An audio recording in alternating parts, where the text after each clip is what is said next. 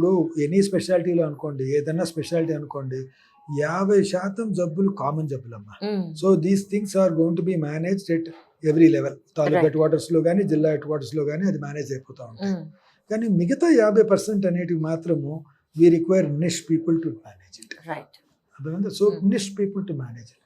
So వాళ్ళకి ఇవి వర్తిస్తాయి. సో రెగ్యులర్గా కిడ్నీలో స్టోన్స్ ఉన్నాయి, యూరిన్ ఆగిపోయింది, ప్రాస్టేట్ పెరిగింది, ఈ 2 జబ్బులు మోస్ట్ కామన్. మన మా యూరాలజీ ప్రాక్టీస్లో 60% ఇవే ఉంటాయి. సో ఈ 60% they can be managed at some place. ఇక్కడ కరీంనగర్లో మేనేజ్ చేయొచ్చు, నారాయణపేటలో మేనేజ్ చేయొచ్చు, కావాలంటే హైదరాబాద్ కూడా మేనేజ్ చేయొచ్చు. కానీ ఇప్పుడు ఒక చైల్డ్ ఉన్నాడు, చిన్న పిల్లోడు ఉన్నాడు, వాడికి పెనిస్ అంగం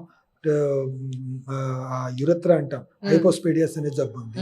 అది మేనేజ్ చేయాలి అంటే దాని రిజల్ట్ రావాలి కదా. మనం ఒకసారి చేసి సరిగా రాలేదండి అంటే 10 సార్లు చేసుకోవడానికి కుదరదు కదా. దాన్ని చేస్తే ఫస్ట్ టైంలో బెస్ట్ టైం, అదే టైంలో చేసేయాలి, లేకపోతే దాన్ని చేయడం కష్టం అవుతుంది. సో వాళ్ళకి ఏం చేస్తాము, that should be given done by the most expert in that field.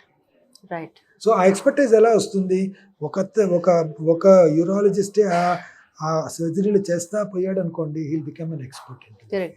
So ఆ ఎక్స్పర్టైజ్ తెప్పించుకునే దానికి ఆ యూరాలజిస్ట్ని పీడియాట్రిక్ యూరాలజీలో ట్రైన్ చేసుకోవడం అనేది జరుగుతుంది.